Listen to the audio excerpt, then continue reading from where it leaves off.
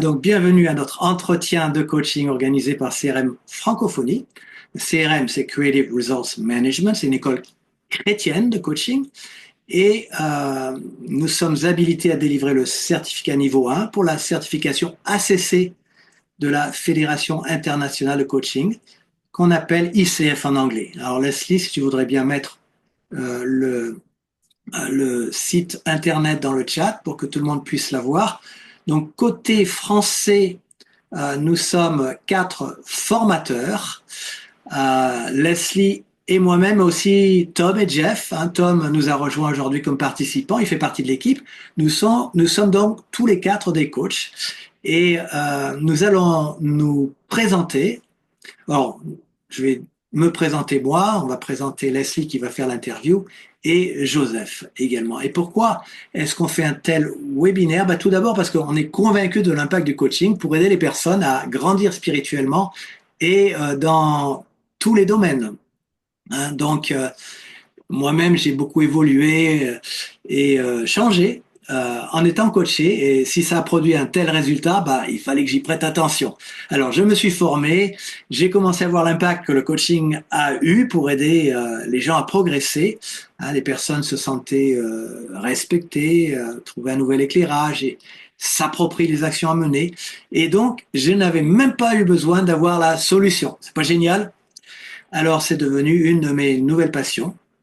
Et, euh, et donc, je travaille à améliorer mes compétences et à transmettre certaines de ces compétences. Et c'est donc pour ça que nous avons une école de coaching. Et dans ce webinaire, nous voulons faire connaître le coaching et peut-être vous aurez envie d'en savoir plus ou même de suivre une de nos formations. Alors moi, je me présente. Je suis Joël Rinderknecht. J'habite à Hyères, en France, famille, j'ai 6 enfants, 9 petits-enfants. Certains d'entre vous me connaissent déjà et je serai votre animateur. Mais c'est Leslie qui va faire le plus difficile parce que c'est elle qui va faire l'interview. Donc il faut avoir de bonnes questions, Leslie, n'est-ce pas? Donc Leslie est coach ACC. Elle est spécialisée en forme mentale et dans le trouble du déficit de l'attention et l'hyperactivité. Elle est aussi coach mentor. Elle est formatrice avec CRM Francophonie. Elle est britannique, ce qui te vaut certainement une couronne, n'est-ce pas? C'est très bien d'être britannique. Elle est française aussi. Elle habite en Tunisie. Donc, le pasteur Joseph Camara, le pasteur Joseph Camara, il a dirigé l'Institut biblique REED, R-E-E-D, de 2004 à 2012, contribuant ainsi à la formation de nombreux leaders et serviteurs de Dieu. Il occupe actuellement la fonction de délégué général adjoint de l'association des groupements d'églises et missions protestantes évangéliques au Mali. C'est une structure qui rassemble et soutient plusieurs dénominations évangéliques dans le pays. Et parallèlement à ses responsabilités pastorales et organisationnelles, le pasteur Joseph est également maître facilitateur en guérison des traumatismes. Alors c'est un domaine dans lequel il accompagne des personnes et des communautés en quête de restauration intérieure. Il est aussi conseiller conjugal, engagé dans le soutien aux couples et aux familles. Il est marié à Marthe Diallo et ensemble, ils sont les heureux parents de 2 garçons et d'une fille. Alors avant tout, Joseph est pasteur. C'est son ministère depuis 1995 et il a vraiment le cœur d'un pasteur. Alors Joseph, est-ce que tu veux ajouter quelque chose à ce que je disais sur toi? Je crois que c'est largement suffisant. Ça a brossé en général tout ce que je suis en train de faire. Donc vraiment, merci pour cette brillante présentation. Bon, alors c'est notre privilège de t'avoir avec nous aujourd'hui et je vais laisser la parole à Leslie. Merci beaucoup, Joël. Et si tu veux mettre un pin sur Joseph et moi-même, comme ça va nous mettre en évidence pour l'enregistrement. Oui, Alors, je vous épingle et Ouais. les deux. euh, et voilà. Oui, Joël, merci pour ces présentations et merci beaucoup, Joseph, d'être notre invité ce soir. Alors, oui, si vous avez des questions pour Joseph, vous pouvez les écrire dans le chat et on va essayer peut-être de laisser un peu de temps à la fin pour qu'il puisse répondre à une ou deux de vos questions. Alors, j'ai dit tout à l'heure que j'ai eu le privilège de pouvoir animer un atelier de encre à Bamako, au Mali, en 2017. Et puis, mais j'imagine que beaucoup de nos participants, ils connaissent pas bien ton pays. Euh, Parle-nous un peu du contexte de ton ministère. Merci bien. Merci aux participantes, aux participants. Le contexte, religieusement parlant, le Mali est à 80, sinon plus, pour cent de musulmans. Et moi-même, je suis d'arrière-plan musulman. Je me suis converti en 1986. Et donc, c'est le contexte général du pays. Mais en plus de cela, nous sommes en train petit à petit de traverser ce que j'appelle une zone de turbulence en matière de sécurité. Ça va de plus en plus mieux au Mali. Nous remercions le Seigneur pour cela. Donc, sur le plan religieux, l'islam est dominant. Et sur le plan politique, nous sommes toujours en phase de transition et aussi la sécurité est en train de s'améliorer petit à petit. Donc, politiquement, j'allais dire socialement et religieusement, c'est ça le contexte de mon ministère. Mhm. Merci beaucoup. Et, euh, et qu'est-ce que vous faites qu'est-ce que tu fais dans ton ministère, Joseph? En fait, on a déjà dit, j'étais beaucoup engagé dans le conseil à l'endroit des couples, beaucoup de cure d'âme et aussi la guérison des traumas est venue s'ajouter à ça. Mais dans ces 2 dernières années, un autre élément est venu se greffer à mon ministère, c'est le coaching. Donc, c'est le coaching qui a élargi mon champ de ministère.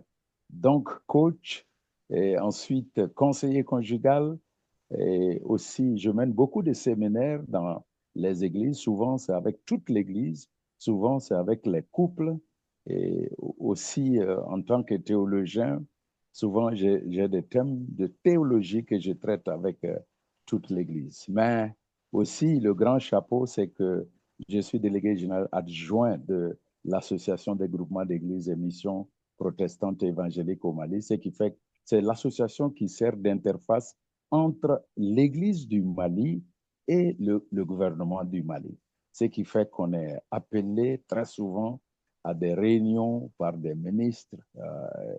Et ça occupe beaucoup de notre temps.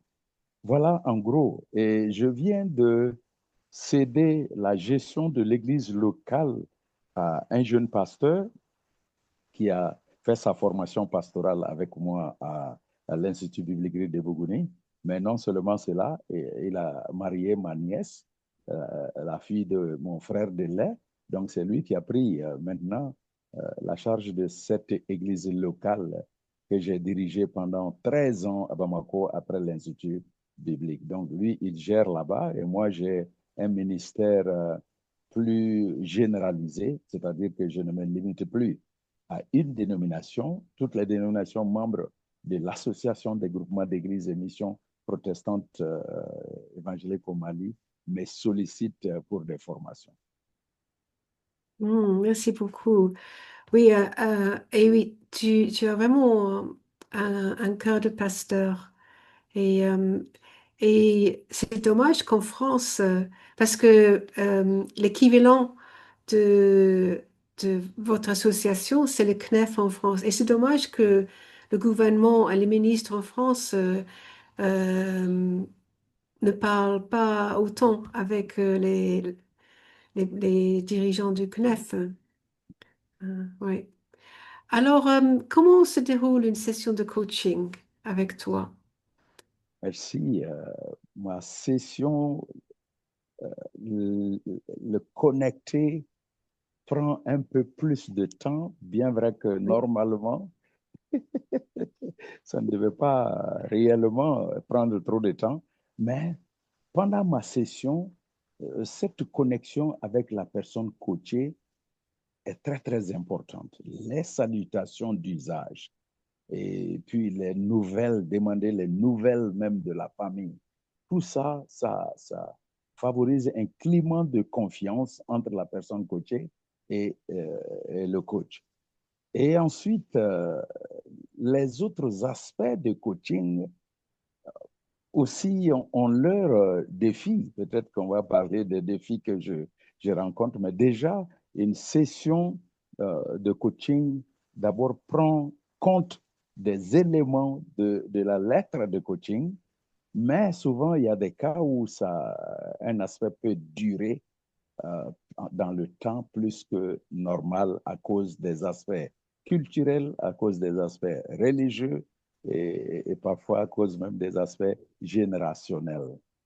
Voilà, donc il faut créer la confiance pour le coaching et pour laisser la personne s'ouvrir, essayer de te donner la main pour que vous puissiez marcher ensemble. En gros, c'est ça, la connexion a un aspect réellement très important. Il faut savoir connecter. Sinon, tout le processus de coaching, ça sera foutu en l'air. Mais quand tu arrives à connecter, et dans cette connexion-là, il faut réellement les salutations, demander les nouvelles de la famille et ensuite continuer avec l'orientation et tout ça et tout le reste du système de coaching. Merci beaucoup.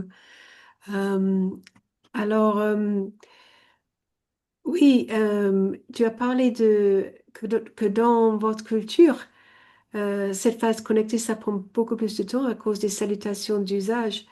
Mais il n'y a pas qu'une culture au Mali. Mm -hmm.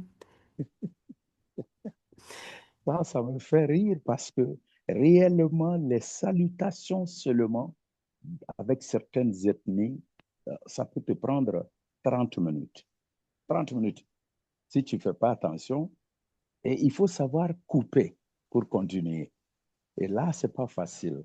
Sinon, il y a de ces cultures, comme vous l'avez dit, il y a beaucoup de cultures là, et avec certaines ethnies, les salutations seulement, même si toi, en tant que coach, tu n'es pas en train de poser des questions, la personne aime parler de lui-même, de sa famille, sa femme, ses enfants, les autres parentés.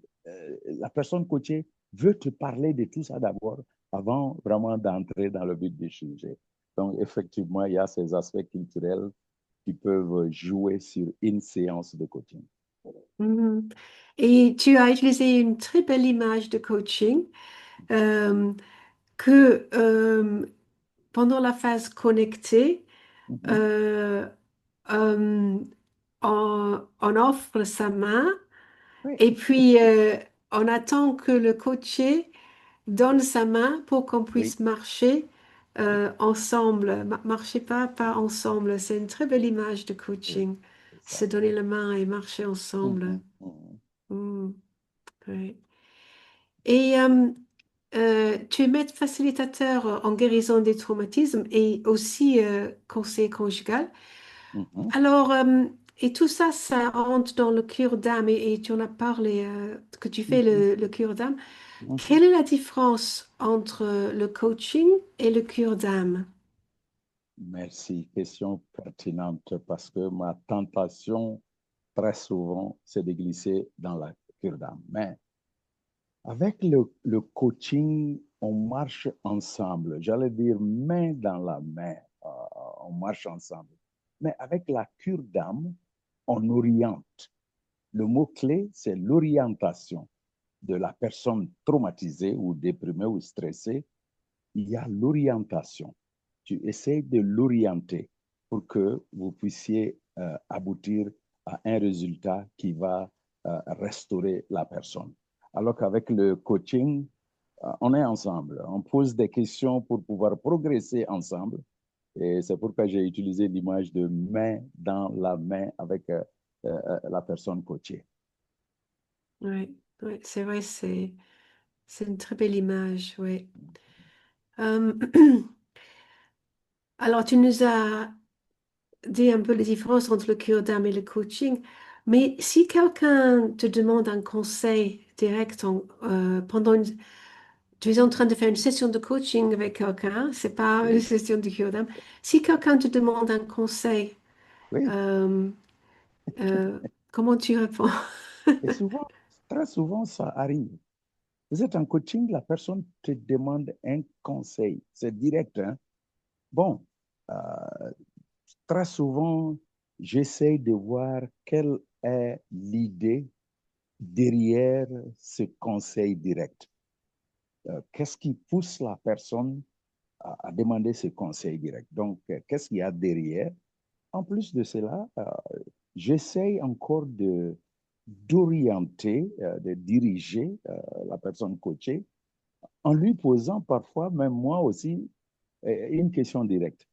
Qu'est-ce qui fait que en ce moment précis, tu me demandes ce conseil?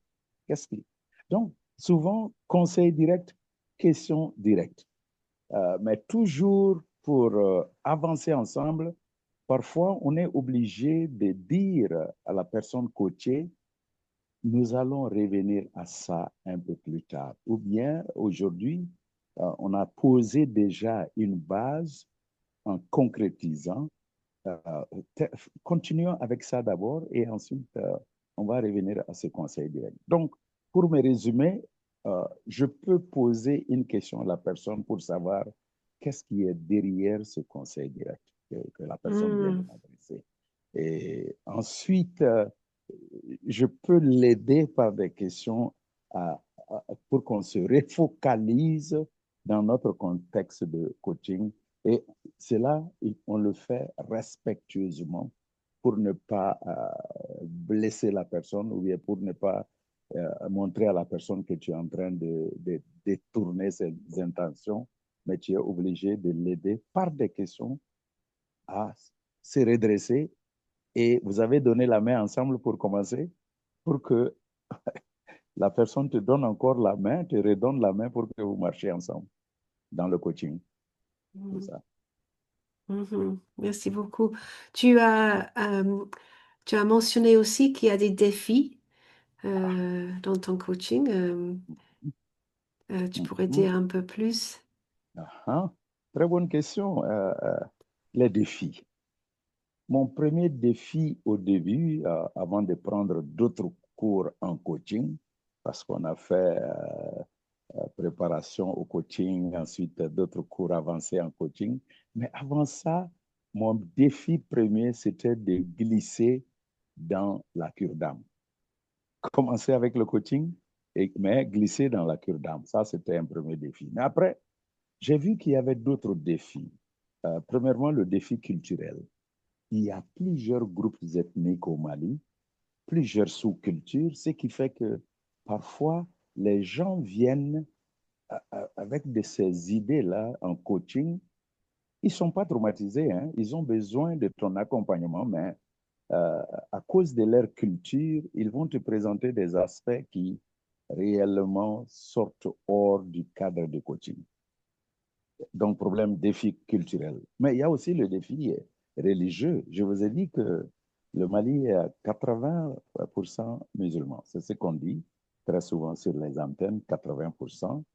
Ah, les gens ont leurs arrière-plans religieux ou bien leur religion. Et quand ils viennent pour te voir pour le coaching, ils viennent avec cet arrière-plan religieux. C'est tellement ancré et surtout, sachant que moi, je suis pasteur, lui, il est d'une autre religion, ça peut faire que on peut durer sur une question parfois, on n'a pas une bonne réponse à cette question qui nous permettent de progresser dans notre coaching à cause de l'aspect religieux et la personne tient tellement à cette religion. il y a aussi le défi générationnel.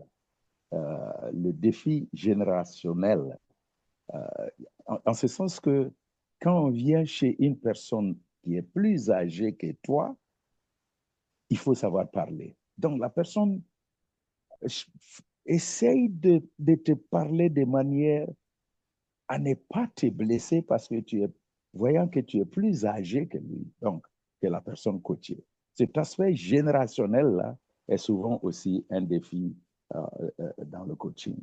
Donc, voici quelques défis en général. Il y a l'aspect de glisser de coaching à la cure d'âme tout de suite, et aussi l'aspect culturel, l'aspect religieux et l'aspect générationnel. Ce sont là des aspects de défis en matière de coaching. Je dirais aussi Merci. que, oui, il y a un autre défi très important, c'est que, sauf ceux qui ont eu des notions de coaching sur les réseaux, mais beaucoup n'ont pas été exposés aux notions de coaching. Donc, quand ils viennent chez toi, tu sais que c'est pour le coaching, mais ils n'ont pas de notion. Donc, c'est toi qui dois les aider. On dirait que tu es coach et formateur à la fois. Ça, c'est un grand défi. Merci. Merci, Joseph. Merci. Je pense que c'est un problème que d'autres personnes, s'ils sont pasteurs Mm. et ils se forment en coaching, euh, comme toi, ils ont ce cœur de pasteur, ils ont fait beaucoup de cure d'âme. Et je pense que c'est vraiment, comme tu dis, une tentation de glisser dans la cure d'âme, Oui. d'orienter la personne. Mm. Ouais, ouais, merci. Alors, on a parlé un peu des défis dans le coaching.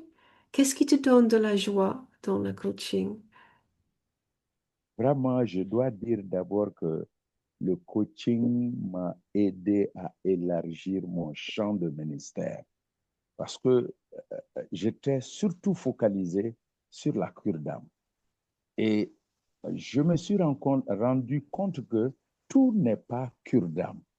Tout n'est pas cure d'âme. Parce que dans la cure d'âme, comme on l'a dit, on oriente la personne qui est traumatisée, parfois ne sachant même pas où aller, comment le faire, on l'oriente. Mais dans le coaching, vous marchez ensemble. En fait, euh, tu aides la personne coachée, on a une expression, à découvrir son autonomie. En fait, il a toutes les capacités, mais le coach l'aide à découvrir ces capacités-là pour pouvoir faire face aux défis qu'il a devant elle ou bien devant lui. Donc, qu'est-ce qui me donne la joie? Je dis que le coaching m'a aidé à élargir mon champ de ministère, de pouvoir aider les gens, marcher avec eux pour découvrir en eux-mêmes leurs capacités par le moyen du coaching et pour pouvoir prendre une décision sage. Tu ne leur dictes rien, mais à la fin, la personne se trouve valorisée. J'ai pu découvrir cela à moi. L'autre jour, je voyais un panneau publicitaire dans la capitale ici à Bamako. Découvre le lion qui est en toi. Découvre le lion qui est en toi. C'est un panneau publicitaire. En fait, avec le coaching, tu aides les gens à découvrir leurs capacités, leurs talents et tout ça. C'est comme tu les aides à découvrir le lion, la force qui est en eux. Et donc, ça me donne la joie de pouvoir marcher avec quelqu'un comme ça pour que la personne puisse découvrir cette capacité qui est déjà en elle. Tu n'inventes rien, tu ne dictes rien, mais tu l'aides en marchant ensemble, main dans la main. Ça te donne la joie. Et aussi de voir que la personne reconnaisse que réellement, ce temps passé avec toi n'était pas du temps perdu. Ça lui a fait du bien. Ça l'a aidé. Et là encore, ça me donne la joie. Donc, qu'est-ce qui fait que le coaching me donne la joie? Ça a élargi mon champ de ministère, ça m'a aidé à marcher avec des gens et ça les a aidés à découvrir leurs talents, leurs compétences. Moi, je n'ai rien créé, je n'ai rien inventé, je n'ai rien poussé sur la personne. Et vraiment, ça donne la joie. Merci. J'aime beaucoup utiliser les métaphores dans le coaching et j'aimerais creuser un peu ce métaphore du lion. Parce que pour moi, le lion, ça fait peur. Et dans mon coaching à moi, j'ai pas très envie de réveiller le lion dans mon coaching. Mais dans ton contexte, Oui, oui. c'est quoi ce métaphore du lion? Ce métaphore du lion, le lion ici, dans la plupart de la culture malienne, c'est le symbole de la force. Le symbole de la force. Donc, euh, tu as de la force, tu as des talents, tu as des compétences. Et voilà, par le coaching, par des questions, tu aides la personne à découvrir en lui ou en elle, ah, c'est ça. Donc, c'est possible. Alors, je peux aller de l'avant pour faire comme ça, n'est-ce pas? Donc, le lion est symbole de la force chez nous ici. Et c'est ce qui fait qu'il y a une ethnie dont le nom de famille est Diara. Diara est un mot bambara pour lion. Et il se glorifie de cela. Nous sommes les Diara. Et surtout quand tu leur parles de lion de la tribu de Juda, parlant de Jésus, ils disent que Jésus est leur frère plus que les autres, parce qu'ils sont Diara. Ils sont de Ah, cette ethnie lion. Donc, c'est la force. Et donc, c'est pas négatif. Et bien sûr, naturellement, ça fait peur, mais ici, dans le contexte, c'est le symbole de la force, de la ah vigueur. oui. Voilà. Oui, c'est un très beau métaphore pour le Oui, coaching. ok. Ouais, ouais, ouais. Peut-être on peut l'incorporer dans le logo de CRM. En l'expliquant selon les cultures. C'est ça. Ouais, OK. Mhm. ouais. Et alors, quels sont tes rêves pour demain? Je rêve grand. Depuis Ancre jusqu'aux différents cours de coaching que j'ai eu à prendre, je sais que j'ai encore du chemin à parcourir. Mon rêve, c'est avoir ce certificat, si possible. Certificat, être certifié en coaching. En réalité, en un mot, ça, c'est mon rêve. Je sais que c'est pas facile. J'ai du chemin à parcourir et puis souvent, il y a bien sûr des défis financiers, mais quand même, c'est mon rêve, hein, en toute sincérité. Aller jusqu'au sommet de cette formation de coaching. C'est ça. Mhm, En vue d'aider d'autres, non seulement au Mali, mais au-delà du Mali. C'est mhm. ça. D'avoir ce certificat avec la Fédération internationale Ah de oui, coaching. c'est Oui, ça. et tu n'es pas loin, hein. Il te reste que le coaching mentoré à faire Oui, oui. et avoir les heures Ah oui. Ah, de les 100 mhm. heures de pratique. C'est ça. Et puis, ouais, ouais, ouais. Et puis l'examen à passer. Et Exactement. puis, ouais, oui, Dieu Et voulant. Les Maliens sont plus prompts à venir vers toi pour la cure d'âme que pour le coaching. C'est un grand défi. Quelqu'un peut venir te voir. Au début, tu penses que, ah, ça c'est un cas de coaching. Mais tu avances un peu, tu vois que non, la personne a besoin d'être conseillée, d'être réorientée, et voilà. Donc, ce n'est pas exactement le coaching, c'est ça. C'est un Mhm, problème et je sais que c'est culturel. mhm, mhm. Merci.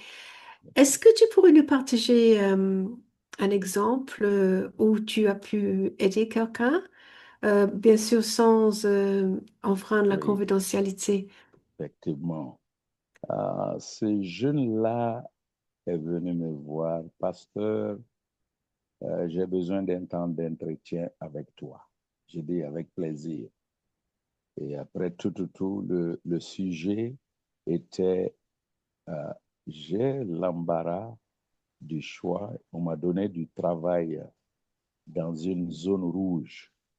Parlant de zone rouge, des problèmes sécuritaires, on m'a donné du travail là-bas. Mais aussi, on vient de m'offrir une autre opportunité de travail à Bamako, ici, dans la capitale. Alors, est-ce qu'on peut causer un peu, selon ces termes, pour que je puisse prendre une décision? Par des questions, des séries de questions, parce que d'un côté, je ne voudrais pas, ce n'est pas le coaching, je ne voudrais pas lui dire, bon, allez-y pour ce travail de l'autre côté, qui est beaucoup rémunéré par rapport à ce qu'on te donne à Bamako. Mais en le faisant, en cas de problème de sécurité là-bas, ce serait ma faute. Mais par des questions, des séries de questions, qui t'a donné par exemple, qui t'a donné ce travail, cette opportunité dans la zone rouge? Qui t'a donné l'opportunité? C'est quelle organisation? Est-ce que c'est une organisation qui est très bien connue dans le pays? Est-ce que c'est une organisation très solide? Est-ce que c'est une organisation qui peut assurer ta sécurité? En cas de problème, par exemple, je suis allé jusqu'au pire, hein, en cas de problème d'enlèvement, est-ce que cette organisation pourrait t'aider à être libéré? Après toutes ces questions, et puis ses propres idées qu'il avançait, des questions directes qu'il me posait, et j'ai posé aussi des questions pour voir qu'est-ce qui est derrière ces questions directes-là, et puis essayer de réajuster. Après tout cela, il dit, pasteur, je vois que ma conclusion, bien vrai que ce travail qu'on me donne dans la zone rouge, c'est une zone rouge, mais je vois que j'ai la confiance d'aller travailler là-bas. Je dis, ah bon, tu as cette confiance. Qu'est-ce qui te donne cette confiance-là? Encore, il dit, pasteur, bon, réellement, toutes les questions que tu m'as posées sur l'organisation qui m'envoie là-bas m'ont davantage rassuré que je peux travailler là-bas. Et donc, finalement, hein, ce n'était pas un cas de cure d'âme pour l'orienter à choisir, mais à part le coaching, finalement, lui-même, il a pris la décision d'aller travailler dans cette zone rouge. Et Dieu merci, la zone n'est plus rouge et il travaille très bien. Très souvent, la personne m'appelle pour me dire, pasteur, je suis en sécurité, je suis à l'aise ici. Et ça me donne encore de la joie parce que effectivement, on a marché ensemble, on est arrivé ensemble à prendre une décision et surtout lui d'abord. Et voilà, ça a bien marché. Je me rappelle, ça, c'est le cas le plus récent de coaching que j'ai eu à faire avec ces jeunes-là. C'est un jeune de l'Église. Voilà. Mhm. C'est une très belle histoire et ça illustre très bien une des raisons pour lesquelles dans nos formations on dit un coach ne doit pas conseiller, on ne doit pas donner des conseils Ah parce non, imaginez si vous aviez dit oui vas-y allez-y aux zones rouges et puis si ça s'est pas bien passé c'est ça. euh, oui. Surtout si je disais, pourtant c'est très bien payant. Hein. Ça aurait été moi, j'allais aller là-bas. Ce ne serait plus du coaching. Mais Oui, c'est lui-même, par ça. des questions, il a pu découvrir qu'il était à l'aise d'aller là-bas. C'est Oui, ça. oui. Il a même utilisé une expression, j'ai dit que c'était trop fort en tant que pasteur théologien. Il me dit, pasteur, est-ce que le Seigneur ne m'appelle pas à aller servir là-bas? Ça, c'était trop fort. Bon, je je ne pouvais pas dire non, mais si c'était sa conviction, bon, voilà, et il est là, il est parti. Et ça marche bien. Mhm. Merci beaucoup. Merci. Et alors, tu as parlé de ces zones rouges. Alors, parce qu'il y a des chrétiens, alors à Tombouctou, il y a des chrétiens à Ah oui, Gao, il ah y a des oui. chrétiens, il y a des Moki, églises, il y a des pasteurs. Assevare, oui, Mhm. oui, oui. Il y a des Et églises là-bas. Et moi, j'étais invité dans la zone de Mopti comme orateur principal d'un camp des jeunes. Et je vous avoue, 6 districts, quand je parle de districts, c'est des districts chrétiens, et 6 districts étaient invités à ce camp. Et ils discutaient entre eux là-bas, est-ce que le pasteur Camara va venir, voyant l'insécurité ici? Est-ce qu'il va venir? Bon, il y avait un de mes anciens élèves qui est pasteur. Il a dit, en tout cas, le pasteur Camara que j'ai connu à l'école biblique, il va venir. Et effectivement, et mon problème a été, qui va me guider pour aller? Parce que je suis jamais arrivé dans la zone. C'était difficile même pour moi de trouver quelqu'un pour m'accompagner. Celui qui m'a accompagné, il m'a accompagné malgré lui-même. Mais on est allé et c'était un peu risquant. Chaque matin, mes enfants, le premier garçon en France, le deuxième au Maroc et la troisième fille au Burkina, chaque matin appelaient leur maman. Est-ce que tu as parlé à papa ce matin? Donc, tellement c'était sérieux. Mais les églises, la présence des églises là-bas, le courage de ces chrétiens nous encourage à aller vers eux. Et quand Mhm. ils t'invitent et tu ne viens pas, ils disent que, mais, et nous qui vivons ici, vous voyez, donc il y a des chrétiens là-bas. Tombouctou, Gao, Mopti, Sévaré, il y a des chrétiens là-bas. Et même, il y a d'autres zones peut-être un peu difficiles maintenant, mais nos pasteurs sont là avec les chrétiens. Mhm. Et gloire à Dieu, ils sont en sécurité. Mhm.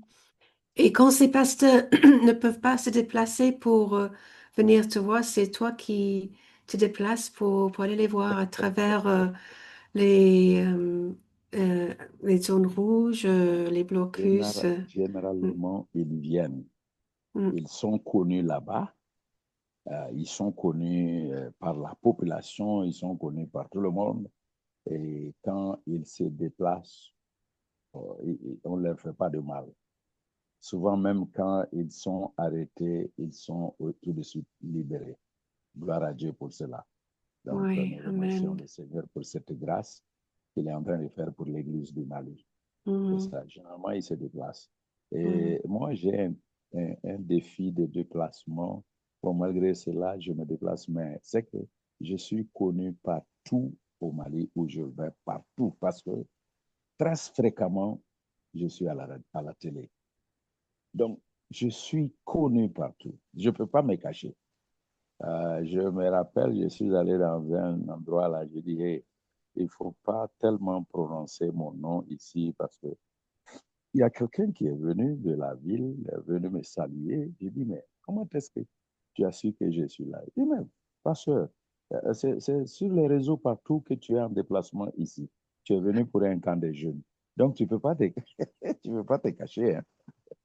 Donc, on est connu partout et puis, mais le Seigneur est bon. C'est ça. mhm. Ouais, merci. Je pense que l'adjoint, le délégué adjoint du CNEF n'a pas le même problème quand il se déplace en France.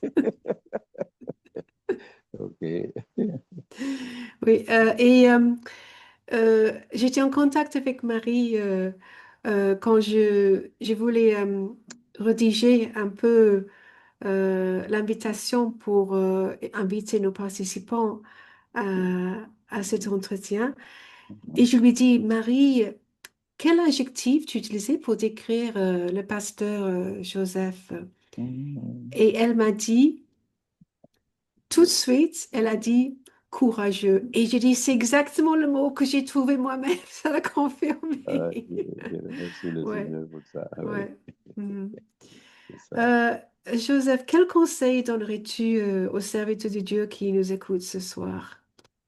Bien. Comme je l'ai dit que le coaching a élargi mon champ de ministère, le premier conseil que j'ai à leur donner, ceux qui sont déjà dans ce ministère de coaching, courage, ça porte du fruit. C'est encourageant et je les encourage, ceux qui ne sont pas, c'est pas une publicité que je fais. Personnellement, j'ai vu que ça porte du fruit. Je les encourage à prendre des notions de coaching et si possible, comme je l'ai dit, aller jusqu'au sommet. Je ce conseil à les lancer. Parce qu'il y a des gens autour de nous, ils ont besoin de la sagesse d'autres personnes. Ce n'est pas parce qu'ils sont traumatisés ou déprimés, non, rien de cela. Mais ils ont besoin de la sagesse de quelqu'un, s'entretenir avec cette personne, marcher avec cette personne. Et puis, comme on le dit, hein, comme le fer aiguise le fer, l'homme aussi aiguise son prochain.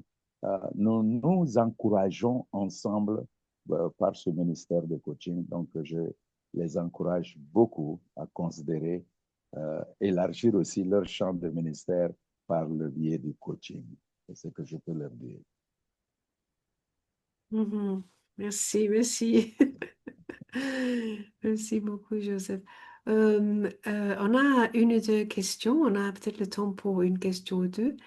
Alors, Sylvie nous pose la question, Pasteur Joseph, vous voulez dire qu'il n'y a pas beaucoup d'opposition envers les chrétiens au Mali? Je dirais à haut et fort, oui. Pas, pas, pas d'opposition par rapport à ceux qui sont en train de s'opposer aux autorités maliennes. Sur ce plan, pas d'opposition. Mais s'il y a opposition envers les chrétiens, c'est des oppositions de la part des parentés. Ce sont les parentés qui sont très souvent très dures. Tout de suite, juste avant notre rencontre, un de mes pasteurs m'a appelé. Il est parti pour un mariage. Le mariage civil a été célébré aujourd'hui à la mairie. Il s'apprêtait pour célébrer le mariage à l'église demain. Le papa de la fille a dit non, vous ne pouvez pas célébrer le mariage à l'église tant que le mariage n'est pas célébré à la mosquée. Et le pasteur me dit que lui, il a posé la question au papa de la fille, mais si l'imam sait que le garçon est chrétien, la fille est chrétienne, est-ce qu'il va accepter encore célébrer leur mariage à la mosquée? Le papa de la fille a dit, ça, c'est pas ton affaire. Nous, on va rien dire à l'imam. On va lui demander seulement de célébrer le mariage de notre fille. Donc, s'il y a opposition, c'est du côté des parents. Mhm. Généralement, on a beaucoup de cas comme ça. Souvent même, on te maltraite parfois, hein, même jusqu'à la mort. C'est possible. Parce qu'ils ont cette idée, si on te met à mort à cause de la foi, ce n'est pas un problème. Donc, l'opposition peut venir des parents, mais pas des forces qui s'opposent au gouvernement. C'est ça. Mhm. Oui. Mhm. Merci beaucoup pour cette réponse. Et un autre commentaire de Sylvie par rapport à ce que tu as dit sur le coaching et aussi ton but d'être formé. Elle dit, merci pour ce conseil, pasteur. Et c'est aussi mon but de terminer ma formation de coaching et de passer le diplôme et l'accréditation. Je crois au pouvoir de coaching. Ah oui, ah oui. Amen. Amen. Amen. Oui. Je suis désolée, on n'a pas le temps pour toutes les questions parce qu'on euh, on veut pas finir en retard, mais je vais peut-être donner une petite Mhm. question de Cécile. Est-ce que vous connaissez le point à travailler avec la personne à l'avance dans une session de coaching? Connaître la personne à l'avance. Le sujet du coaching. Oui. Est-ce que il m'arrive de connaître la personne avant la session de coaching? Ou C'est bien surtout excuse-moi, le sujet de quoi vous allez parler. avant de commencer? Ah oui, parce que dans le coaching, après les salutations d'usage, le point suivant, c'est de savoir de quoi allons-nous parler? Qu'est-ce qui vous intéresse aujourd'hui? Et c'est ce qu'on fait. Alors, à partir de là, on va Oui. orienter le Ah, débat sur ça. oui, c'est Donc, ça. on connecte, Coaching, oui. on oriente, on concrétise. Et puis, voilà, on ne peut pas causer seulement sans savoir exactement de quoi nous allons parler. On demande ça et alors on parle sur ça. C'est ça. Oui. Merci beaucoup, Joseph. Alors, après la phase connectique qui est en jaune, au-dessus Mhm. de ma tête, c'est la phase Oui, orange orientée et orienté, bien c'est sûr. là où on va trouver le Le sujet sujet. Ah oui, que le coach a ah à oui, cœur. c'est ça. D'accord, Et ça, d'accord, ça ne vient merci. pas de moi. Le coach, ça vient du coaché. Oui, c'est Voilà, le coach qui c'est ça. choisit. Bah oui, c'est ça. Merci. Merci. Mais, et tu ne sais pas avant le session de coaching. Ah Oui. non, Non. vous découvrez ça après avoir connecté avec la personne. Et j'ai dit qu'au Mali, ici, dépendant de certaines ethnies, le connecter là prend un peu de temps Oui. pour pouvoir connecter. Oui. Après tout Oui. cela, tu demandes, OK, de quoi allons-nous parler? Qu'est-ce que tu veux qu'on parle aujourd'hui? Si la personne veut être vouvoyée ou tutoyée, c'est ça. Mhm. C'est la personne qui te dit le sujet. Et c'est à partir du sujet aussi que tu te rends compte, ça, c'est ça, la personne a besoin d'être conseillée plutôt que coachée. Par exemple, il y a un cas, la personne est venue me voir après les salutations, toute joyeuse, je ne savais pas que c'était. Et après, voilà, de quoi allons-nous parler? Qu'est-ce que tu veux qu'on parle aujourd'hui? Pasteur, je ne sais plus que faire. Je n'ai même pas envie de vivre un jour de plus.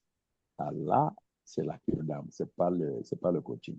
La personne est traumatisée. Oui, c'est ça. Oui. Oui. Oui, c'est vrai. On ne peut pas faire du coaching avec quelqu'un C'est ça. qui est dans un état comme ça. Ouais. Oui, oui. Mm. Merci. Merci beaucoup alors d'avoir répondu à mes questions et aussi à une ou deux questions de nos participants. Merci beaucoup. Joël va te dire un petit mot de remerciement Oui, aussi. oui. Et Oui, alors vous pouvez de nouveau mettre la vidéo si vous voulez. Vous êtes autorisé de mettre votre micro. Merci beaucoup, Joseph, pour nous donner le privilège de passer ce temps avec nous, répondre à ces questions. Merci pour vos commentaires, les questions que vous avez données. On s'excuse parce qu'effectivement, il y a certaines questions que vous avez données qui sont très intéressantes. On n'a pas pu y répondre. Donc, on est vraiment désolé. Donc, si vous voulez voir tout le monde, vous allez sur afficher et puis afficher les participants sans vidéo. Donc, vous voyez à tous ceux qui sont ici. Donc, comme je vous disais au début, l'interview est proposée par CRM Francophonie, la branche francophone de l'école de coaching chrétien. Et je vous mets de nouveau, pour ceux qui nous ont rejoints pendant le webinaire, dans le chat, je vous mets des liens.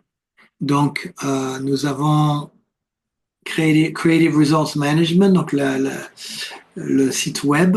Et puis, nous avons la prochaine formation que nous faisons en janvier 2026 sur fondation et maîtrise des compétences de base. Si vous n'avez jamais fait du coaching, ça serait une formation qui vous serait tout à fait pertinente. Et également, pour ceux qui ont déjà fait du coaching, qui ont besoin par exemple de renouveler vous avez besoin de renouveler votre ACC, avec l'ICF. En automne prochain, il y a coaching mentoré. Mais écrivez-nous et on enverra un sondage à tous ceux qui sont intéressés pour fixer les dates, pour être sûr d'avoir des dates qui sont compatibles avec tous vos emplois du temps. Donc voilà un petit peu pour clôturer ces moments.